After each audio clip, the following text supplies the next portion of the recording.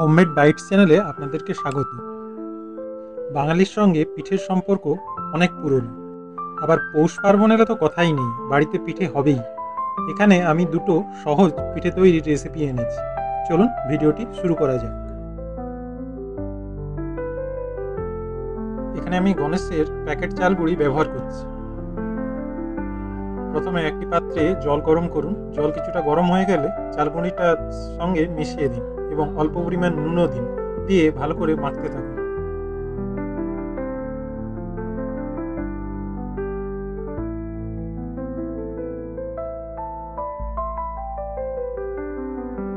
দেখুন, এরকমভাবে মেখে আধ ঘন্টার মতো রেখে দিন।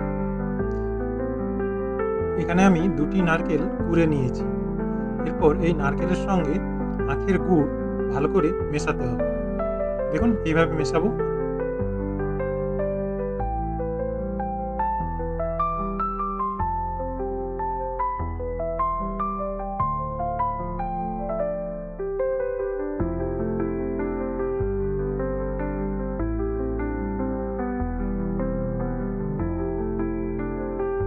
এবার উনুনে একটা কড়া বসালাম। কড়াটা গরম হয়ে এলে তাতে মাখিয়ে রাখা নারকেল কোড়াটা দিয়ে দিলাম, দিয়ে ভালো করে নাড়তে থাকবো।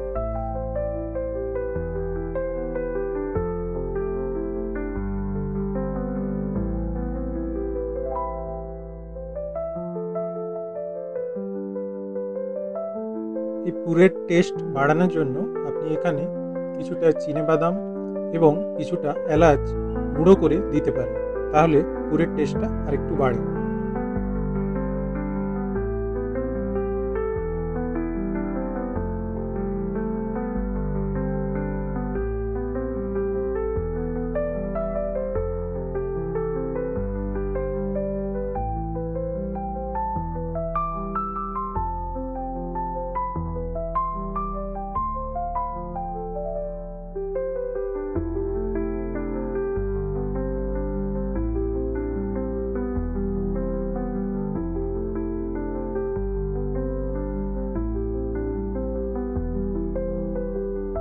দেখুন, আমাদের পুর বানানো হয়ে গেছে। এরকম একটু আঠালো ভাব চলে আসবে পুরটা।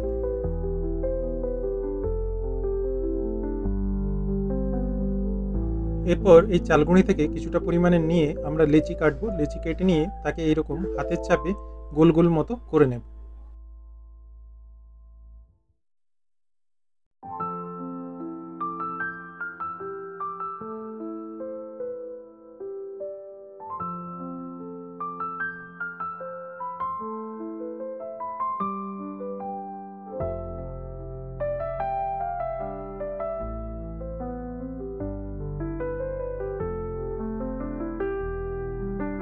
এরপর এর মাঝখানে পুর দিয়ে হাতের চাপে এইভাবে শেপ করে একটা নিয়ে নেব।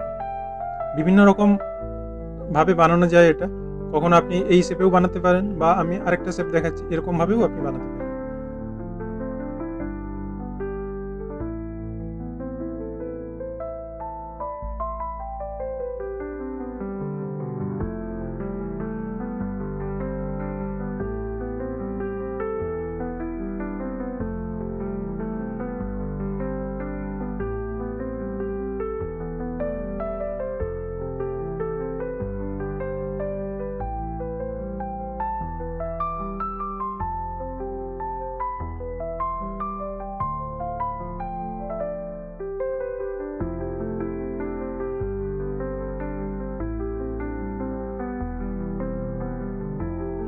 এখানে আমি একটা এরকম স্টিলের পাত্র নিয়ে নিয়েছি, তার উপরে পুর দিয়ে তৈরি করা পিঠেগুলো এরকম ভালো করে সাজিয়ে নেব।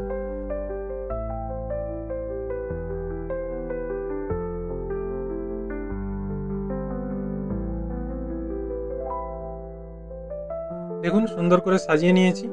এরপর গ্যাসে একটা হাঁড়ি বসাবো, তাতে জল দিয়ে জলটাকে ফুটাবো। ফুটিয়ে রাখা জলটার উপর এই পাত্রটা দিয়ে দেব, বসিয়ে দিয়ে এর উপরে একটা কিছু ঢাকা দিয়ে দেবো। এখানে আপনি যে কোনো কিছু ঢাকা দিয়ে দিতে পারেন। মাঝে মাঝে খুলে একটু দেখে নেবেন সেদ্ধ হয়েছে নাকি। এই দেখুন, আমাদের সেদ্ধ পুরোপুরি হয়ে গেছে। এই পিঠেটার নাম আমরা বলি পুর পিঠে। এর ভেতরে নারকেল আর আখের গুড়ের পুরটা থাকে, সেই জন্য এটাকে বলে পুর পিঠে। আমাদের এখানে এক রকম পিঠে বানানো হয়ে গেল। এরপর আমরা অন্য আরেক রকম পিঠে বানানোতে যাচ্ছি। এখানে আমি 100 গ্রামের মতো মাখা সন্দেশ নিয়েছি।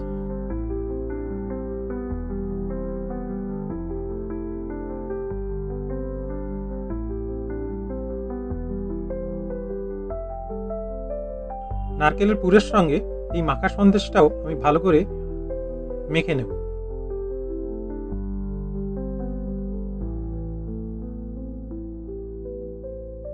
দেখুন এইভাবে ঠিক ভালো করে মেখে নিয়েছি।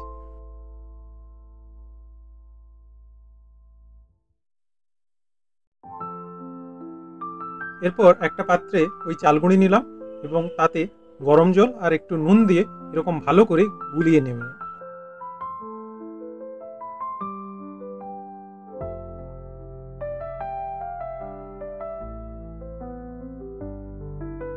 দেখুন ব্যাটারটা প্রায় এরকমই হবে, ঠিক আছে? বেশি আবার পাতলা করলে এটা ঠিকঠাক হবে না।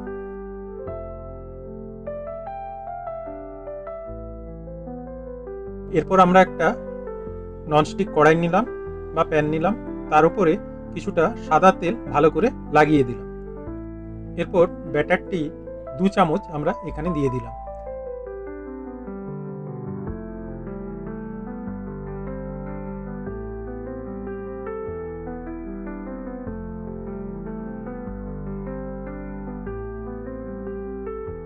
এটাকে একটু টাইট হতে দিন। এরপর তৈরি করে রাখা পুরটা লম্বাভাবে এর উপরে দিয়ে দেব। দেখুন এইভাবে দিয়ে দিলাম।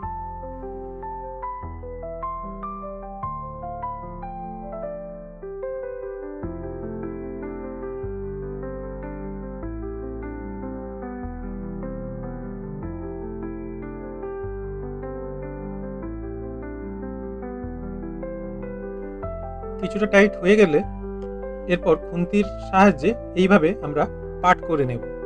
পাট করে উল্টিয়ে দুদিকটাই ভালো করে ভেজে নেব।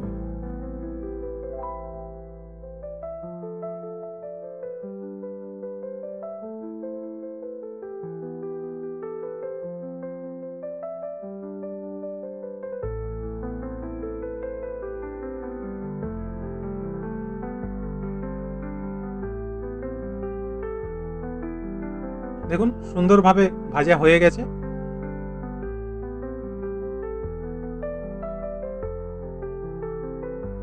এই পিঠেটির এখানে নাম পাটি সাপটা।